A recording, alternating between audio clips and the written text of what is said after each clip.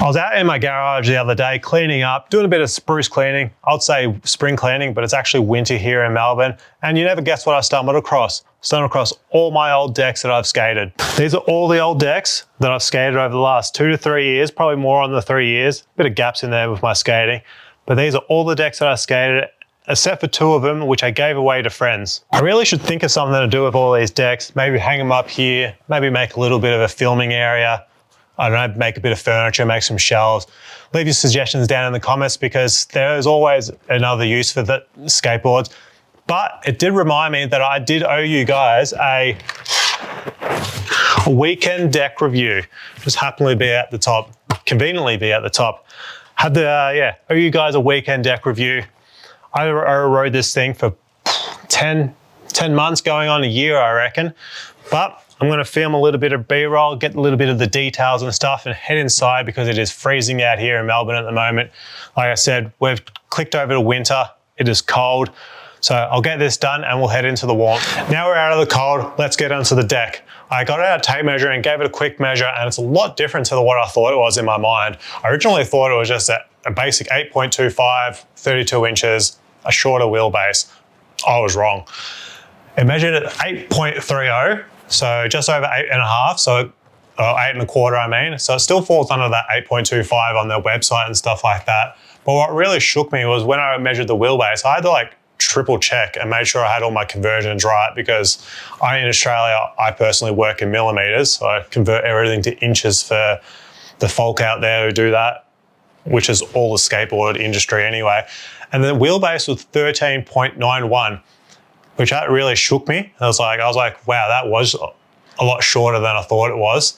And that made the whole deck a lot shorter, which another one that just like, it kind of caught me off guard, which was 31.1 inches. And after a quick Googling, and this is like a Trevor Thompson Pro model, it seems like this is like the shape and kind of dimensions of that Pro model, because on their website, you can get caught out by buying different types of weekend decks. They've recently updated like their all codes and stuff like that.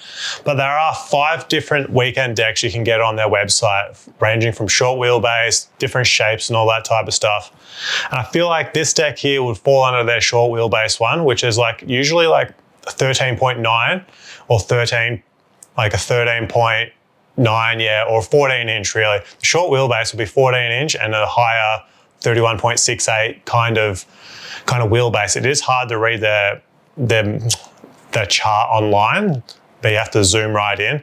But it is worth checking that if you end up trying to buy a weekend deck. I'm just going to quickly back over it because I'm not sure if I said it right. The wheelbase of this deck was 13.9 and the length was 31.1 inches. I was just make sure I clarify that because I don't know if I got those two mixed up previously. Another different thing on this deck that I didn't really come across, I've never skated personally. Have you guys ever skated this before? And let me know how they are, is wheel wells on a skateboard. Personally, I wasn't sure if they're actually going to work or anything like that, so I'll tick this off now. They seemingly did an all right job, but what confuses me quite a bit actually, that they don't line up with my wheels. No matter what trucks I had, I just lined up some indies that I had lying in the garage, and they're quite a bit different. They don't line right up, and as you can see, where I have caught wheel bite, it doesn't like match up in the middle. So if anyone knows how they actually meant to work and if this is the right location for them, please enlighten me, because I never really understood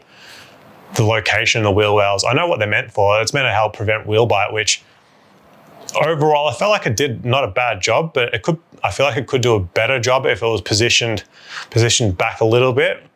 But that might mean like the integrity of the integrity of like the strength of the deck might be a bit shorter than a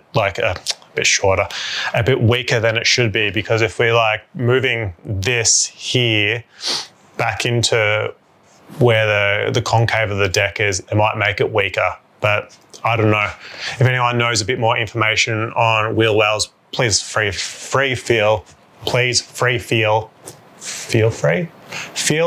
to let me know down in the comments. I can't English today, and I'm not going to cut it out because I can't be bothered. The shape of this deck was something that really pleased me, to be honest. It was quite full and rounder than most decks, giving you plenty of room up there for your footsies. But it depends on how you skate. You might need to adjust your flip tricks a little bit. But for me personally, I love the look down shape and the feel of this. The concave is a low to medium and it feels quite nice underfoot.